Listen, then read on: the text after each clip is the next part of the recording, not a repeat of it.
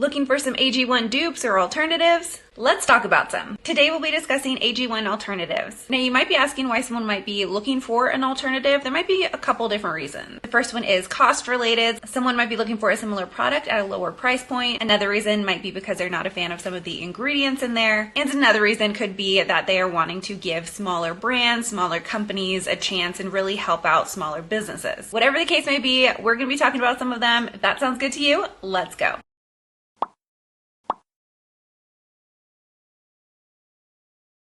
Hi folks, welcome to my channel or welcome back. My name is Kat. I'm a licensed and registered dietitian nutritionist, and on this channel I like to talk about weight inclusive and weight neutral focused approaches to health, as well as diving into scammy and, in my opinion, unethical nutrition related businesses, products, mostly nutrition related MLMs and other fear mongering nutrition related claims. We're going to talk about several different greens in today's video. First things first though, this video is not sponsored. I did receive all of the products for free. Live It Up is one of the products that we will be discussing today, and they actually sent me all of the different greens products for a review in order for me to fully try and give my thoughts. The goal of this video is to provide information and allow you to make your own decisions. There is no way for me to ethically say that one specific brand or product is going to work for everyone. That is a product that does not exist. Just like with everything that we talk about with nutrition on this channel, it is nuanced. Another important note, please be sure to check with your healthcare provider before starting any new supplements, as any of the additional ingredients in there might be contraindicated for a certain condition or medications that you're having. That's important for all supplements, including greens products. Now, in this video, I will provide some positives, some negatives, some things that I might change of the specific products that I'll be discussing, and my preference when it comes to taste. As I was putting this together, I realized that there is going to be a lot of similar talking points based on specific kinds of ingredients. I realized how much of the video would be me repeating myself, so I decided to create a kind of key that overviews some specific kind of ingredients. That will be after the overviews, so be sure to watch for consistent stances across various products. Otherwise, this video would be a whole lot longer. All right, so let's just jump in. The first product is Live It Up. My favorite thing in here is that the largest amount of ingredients in there are things that I typically don't consume outside of that. Lots of things that we would find in the sea: chlorella, kelp, spirulina, and then also a lot of grasses like alfalfa, barley grass, wheatgrass. Those aren't typically things that I just add on to my plate, and I'm someone that does appreciate having a variety of foods, especially because I can get hyper-focused on having the exact same thing, like the exact same meals, and I'll just have it over and over again until I'm tired of it. Another thing that I like about this product is that it does not have those kind of prebiotic fibers like the chicory roots, inulin. So if people have concerns about like more gas, bloating, this is going to be an option that doesn't contain those. There is a blend of 5 billion colony forming unit probiotics, and these specific probiotics are generally known for supporting digestive health. Pretty basic, known strains, but again, it depends on the person whether it would be recommended or not. There are a couple of herbs in here, specifically nettle leaf, dandelion leaf, and the horsetail herb, and we don't know how much of those are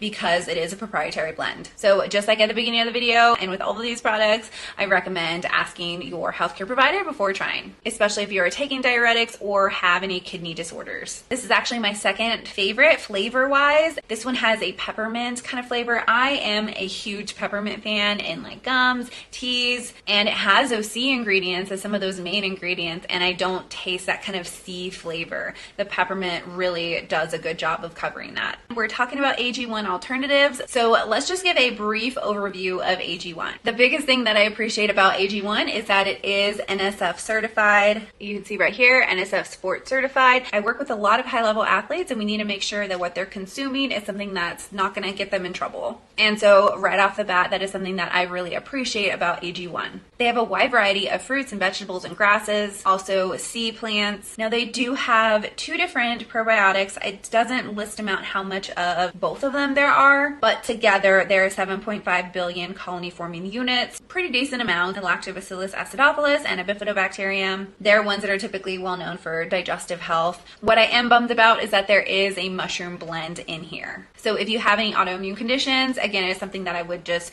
be careful of. There are some herbs in the blend, and we don't know how much of those are because it is a proprietary blend. Something I would change is that it is a large variety of antioxidants, acting ingredients, and so I'm just curious about what the rest of the intake is of the person who is typically going to take AG1. Is the additional antioxidant support that they're getting from that, is it something that is going to be beneficial, or is it too much of a good thing? There's a lot going on in AG1, and I know a lot of people like it for a lower nutrient intake and or very high levels of activity. This would make a little bit more sense, but for someone who's already like generally healthy, I don't know if this would be the best for them. The flavor is a pineapple flavor. I like it. Best way in my opinion to consume it is ice cold. Next up is Bulletproof. It includes ingredients like spinach, kale, broccoli, berries. There's also lime peel and lemon peel. It's rich in micronutrients, vitamins, minerals. I do like that it is not the juice of those, it is the actual food that is being used. So like sometimes greens can juice something and then use that, dry that out and use that in the powdered form, or it can like crush actual food and dry that out and then use that ground. Now specifically this has Panax ginseng and citicoline, and they may support cognitive function, mental energy, but the studies are not as like robust where I would feel comfortable saying that like they are going to help with cognitive function or mental energy. The studies are typically not like a lot of people in them, and they're pretty short term. Further studies are required to confirm these effects. That claim is based on a few studies, but definitely some more research in those areas is needed. Now what was interesting is also that this contains vitamin K2. So like vitamin K1 is found in plants, like in leafy greens. Vitamin K2 is more found in animal products, like in butter, for example. Also found in fermented food, and is produced by our microbiome. Now a higher intake of vitamin K2 is strongly associated with a reduced risk of heart disease, and it plays an essential role in bone metabolism. That is not the same thing as saying that this product will help with that. I'm just talking about vitamin K2 itself, and the fact that I typically don't see that supplemented or added into a greens product. Now, there is a probiotics, specifically Bacillus coagulans, and that is typically used for more of relieving constipation, not right off the bat. Like, you're not going to take that and then all of a sudden be not constipated. It's more of like this strain is seen helpful for reducing constipation down the line. But again, not something that I would typically use daily in someone for more than 3 months. It's 2 billion CFUs, which sounds like a lot, but when we're talking about probiotics, it would be considered on the lower side. But of course, all of that is nuanced and depends on the situation and what would be recommended. Some things I would change: the digestive enzymes might not be as effective with stomach acid. There is also, when we're talking about prebiotics, it does have chicory root in there, so it can cause stomach discomfort in some people. And there is a mushroom complex in here, so not what I would recommend if you have an autoimmune condition. Now, I will say, out of all of the greens that I have tried in my life, this one had the best flavor. It has a stronger pineapple flavor than AG1 does, and that was something that I could feel that I would sip on or be able to sip on like at a slower rate, and I wouldn't feel like I'd have to like drink it quicker or try to like chug it down like some of them that I tried in today's video. Next up is Your Super Green. Now this one is just very basic. I can appreciate that. There are 6 ingredients in there. It has barley grass and wheatgrass. Now moringa is another plant in here, and that's rich in antioxidants, high in vitamin C, potassium. Baobab, which is a fruit that I have never tried, but that is also an excellent source of vitamin C. And then it has spirulina and chlorella, both from the sea. Now this one is one that again is just very basic. This would be something that you might add to, or I guess you could take it in like a shot form, but I would see this typically added to some kind of smoothie because of how basic it is and the ingredients. This is actually my least favorite in flavor. It is very, very grassy, and something that I would add if I was in charge of the formulation might be to add something like berries or some other kind of flavor to it. But I can appreciate that some people might not want any additional kind of additive flavor of sorts. And as we'll see in opposite of the next product, basic is sometimes one of my favorite things.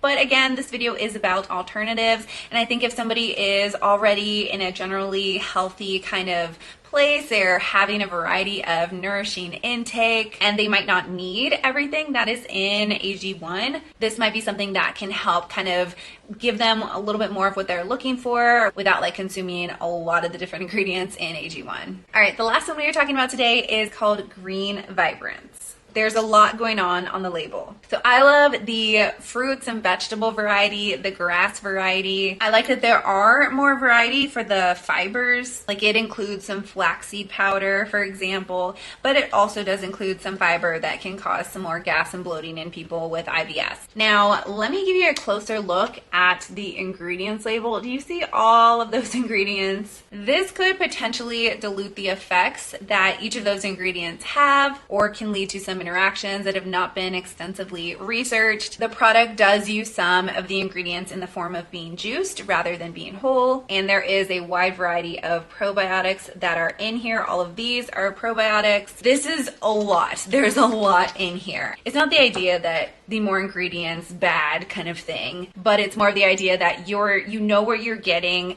more so with one that has less ingredients, and it's not going to have that concern of like potentially diluting the effectiveness, the efficacy of those other ingredients in the one that has so many ingredients. Typically, not all the time, but the more ingredients, the less I feel comfortable recommending because of the potential interactions or lack thereof. I wish that this was just the fruits and the veggies, the grasses, the fiber even though this would not have all the fibers that I recommend to like everyone, I still wish that it was a little bit more simple. Now, the taste of that was also not the best. It was very grassy, but it was more of like a spinach grassy. A quick reminder, if you have not seen one of my more recent videos discussing greens, specifically discussing whether they are helpful or not, I'm not someone who is dichotomous in nutrition. There are contexts where it makes sense and other contexts where they don't. Some places where they can be helpful include where there is a reduced amount of variety for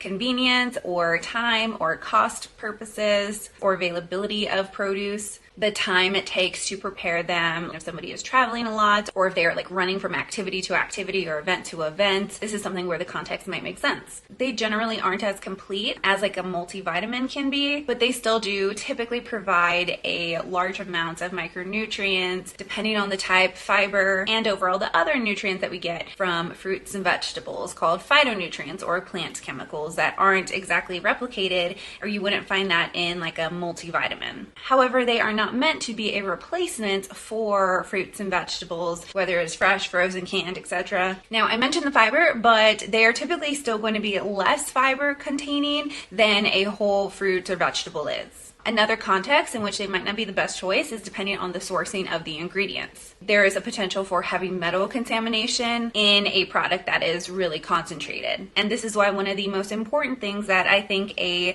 company can do is have third-party testing. That third-party test can provide a little bit of peace of mind for filler or contamination concerns. And as I mentioned before, sometimes there might be ingredients that are added in there that might interact with certain medications or conditions. In general, formulations are very varied, and evidence is pretty limited or inconsistent on greens in general. So again, like everything in nutrition, it is neither an all or nothing kind of thing. It's nuanced, and the context makes a big difference. So let's talk about some of those key ingredient stances that are consistent with those specific kinds of ingredients. The first thing is mushrooms. Now, a couple of these products have mushrooms in them, some of them don't. Now, for me, there just isn't enough reliable information for the appropriate dosage that I feel comfortable for efficacy and for safety of continuous or consistent intake of, especially because they may increase some autoimmune symptoms. And if you have an autoimmune condition, mushroom supplementation is typically not recommended, especially if you're on any kind of immunosuppressants for certain conditions. Now, I have Hashimoto's, and so the products that did have the greens, I did try them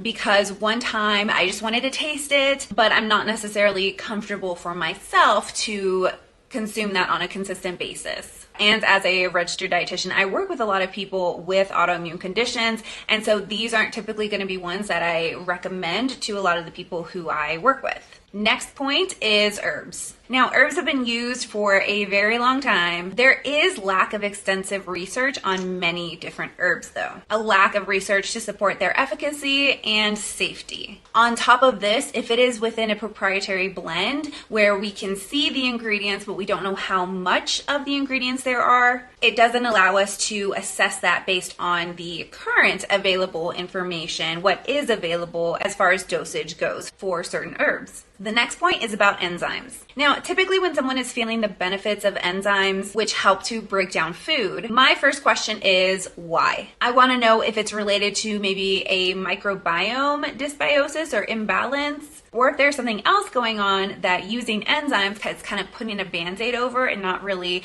addressing the actual problem. It could be a sign that there are things going on that a doctor really should be following up on. So while they're not necessarily considered like a harmful thing, it's not something that I would typically just kind of recommend to people without knowing more information about their symptoms and just what's going on. Sometimes I recommend them, sometimes I don't. It depends. Also, a random blend of enzymes can lose a little bit of their efficacy when in powder form and not with like being coated when they are exposed to stomach acid. Not 100% losing function, but if somebody did need a digestive enzyme, then that is something that I would just kind of take into consideration. Another key point is sea plants. So there are several products that have seaweed, chlorella, spirulina, things that are grown in the sea. Now, if I was a company, I would provide full transparency of the sourcing, as any kind of sea products, sea vegetables, sea plants, they can become contaminated with heavy metals because of just the nature of where they're at. So we want to make sure that they're sourced carefully. So it would be beneficial for every single product to have that information readily available. And this is kind of where that note about third-party testing comes into play, just for some peace of mind in knowing about potential contaminants and fillers. Another key point is probiotics. The effects of probiotics are strain specific, meaning that they have like different jobs. They work differently in our bodies, and they have to be ingested in the adequate amount, which can't be guaranteed if there is a proprietary formulation. Now, probiotics across the board are something that is not something that I would recommend for everybody. If you have a weakened immune system, that is definitely something that I would talk to your healthcare provider about. If I am using probiotics on someone, I typically try not to go no longer than for 3 months. Typically, by that time, the community of the microbiome, the population, the specific strain or strains that we've been using, it should be adequately populated by that time. And then at that point, we can sustain that, we can support that with the inclusion of fermented foods. And so if something has tons of probiotics in there and you're taking it on a consistent basis for more than 3 months or so, give or take, again, it's not an all or nothing kind of thing. There are some strains that we have more information, evidence, research about that are going to be helpful for certain conditions. And so not all probiotics are the same. Like, I do use probiotics in some of the people who I work with, but it is very intentional, individual. There are some probiotics that are going to be more helpful for reducing kind of like loose stools, and there are other ones that are going to be that have more evidence showing that they help with relieving constipation. And so it depends on the case, depends on the person. But there are some ones that are pretty well researched, pretty well understood, and we can see it in a variety of people who have healthy kind of variety of microbiome. While we don't know a lot about a lot of different strains, at that same time, we also have a good amount of research on some strains of probiotics. So it's a very interesting field, and there's a lot more that we need to learn and need to study. At that same time, there is also a lot that we can begin applying to people with reassessment though, and not typically meant like long-term supplementation wise. It's just something that, is it really needed at that point? All right, the last key point is prebiotics. So prebiotics are what you can think of that come before probiotics, in the sense that it is the food for the probiotics, for the healthy bacteria that's in our digestive system. Prebiotics are crucial for a healthy microbiome. However, not all prebiotic sources are are suitable for everyone. Popular prebiotics are chicory root or inulin, which while they can be very beneficial and helpful for some individuals with IBS, it can cause some additional gas, bloating because of how quickly it can ferment. So in that case, there are other prebiotic ingredients that I would recommend for those people. All right, that wraps it up for this video. Please leave a like and make sure you're subscribed if you want to hear more about nutrition, myth busting, and the nuances that surround it. Take all of this information. Again, the goal of this video is to provide you information and have you make the best choice for you. That wraps it up. Thank you for watching, and remember, you can strive for health without subscribing to diet culture. I'll see you later. Bye.